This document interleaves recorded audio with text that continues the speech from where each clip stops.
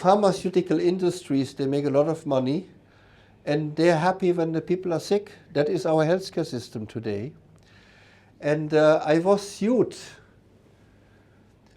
There is an association of all the pharmaceutical companies in Germany, and they have sued me, and the court came. I had all the brochures were confiscated at the time, and they took me to court. And they said you were not allowed to promote benefits of Ayurveda outside the medical community, only medical doctors. I didn't know that. You see, we had in my clinic many celebrities. I organized many press conferences. We had 1,500 journalists in my clinic. It became very popular because of this clinic and other Maharishi Ayurveda clinics in Germany. And then when we had some big celebrities and everybody was writing that people are losing their chronic diseases, the pharmaceutical industry was pouncing on me, and I was confronted with a court case. And now I will tell you the last story, how it ended. So the evening before I had to go to the court, I remembered one incident, and that happened 7 years before, even some years before the clinic started. Maharishi had a meeting with all the Ayurveda doctors, few hundred that he had trained in Europe. And when he was leaving the meeting to go on his room, we were all standing on the side saying Jai Gurudev. And when he was seeing me, he stood still. He looked at me and he said, Lothar, whenever there will come a time that you will face legal difficulties to promote Ayurveda freely, you should contact me personally and directly, because the law is very intelligent and it will require my intelligence to deal with that. So that thought came to me before going to bed. Next morning I had to go to the court.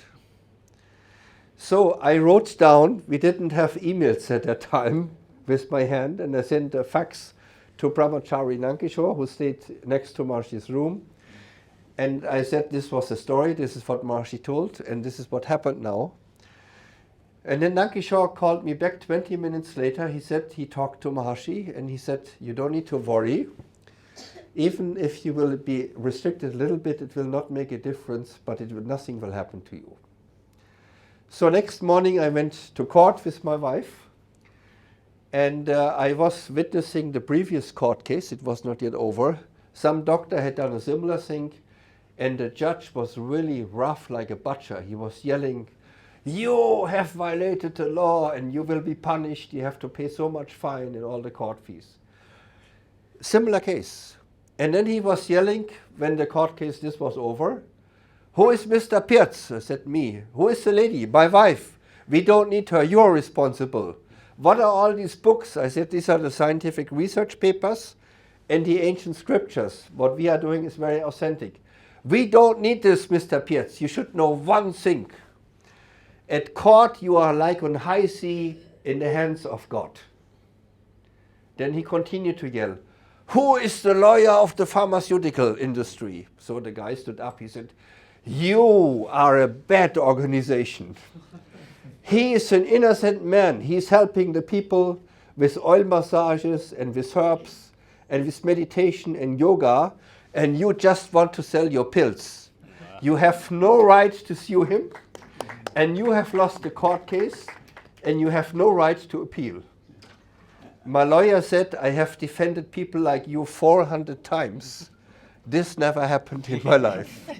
So this was just an incident which I would say is one sign of the blessings of Maharishi.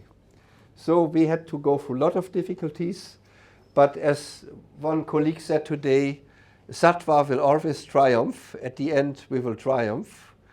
And this knowledge is very much needed in the world. And I think, and I hope, that this book, The Blessings of Maharishi, will also change the perception of His Holiness Maharishi Mahesh Yogi in India. Because the Indians should know what this great man has done for the world. He really has transformed the world in a very wonderful way. And the people who read the books, they will get many insights what Maharishi really has done to the world.